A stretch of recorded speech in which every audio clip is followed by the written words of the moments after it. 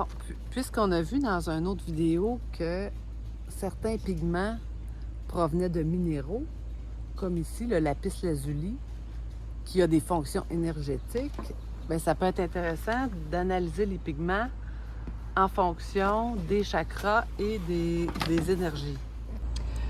Pour ce qui est du chakra racine, ici, qui est dans le fond de l'oxyde de fer, qu'on va retrouver dans la terre de sienne brûlée, les ombres aussi, et puis dans les pigments à base d'oxyde de fer, dans le fond, qui, à la base, la pierre, c'est de l'hématite.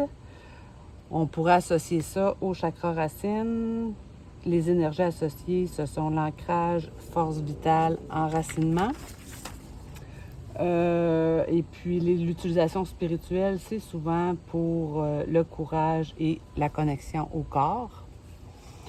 Dans la même catégorie, on a certaines teintes qui sont plus orangées, comme le PR 102 Ercolanum, je me trompe tout le temps, Ercolano, et le PR 102 Puzzoli. Donc, ce sont des terres qui viennent d'Italie. Ça, on pourrait les associer au chakra sacré. Ensuite, au niveau des terres naturelles vertes, terres vertes anciennes, toutes les PG23, ça, on pourrait associer ça au chakra du cœur, qui est une énergie associée à la guérison, l'apaisement. La roche d'origine, c'est souvent la glauconite et la céladonite. Ensuite, le cobalt pour le chakra de la gorge.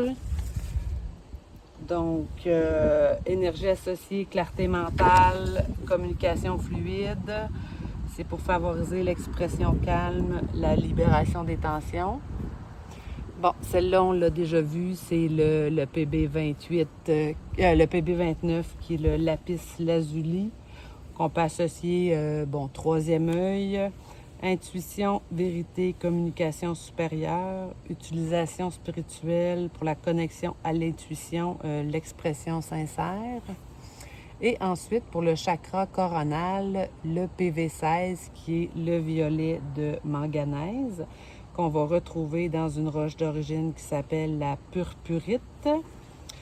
Roche, mais je pense que c'est pierre, là, c'est plus pierre.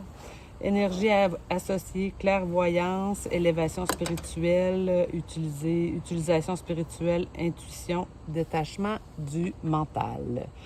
Donc, à partir de ces pigments-là, vous pouvez vous créer une palette de couleurs que vous pouvez peut-être utiliser en faisant des mandalas, donc pour un double effet couleur et spiritualité.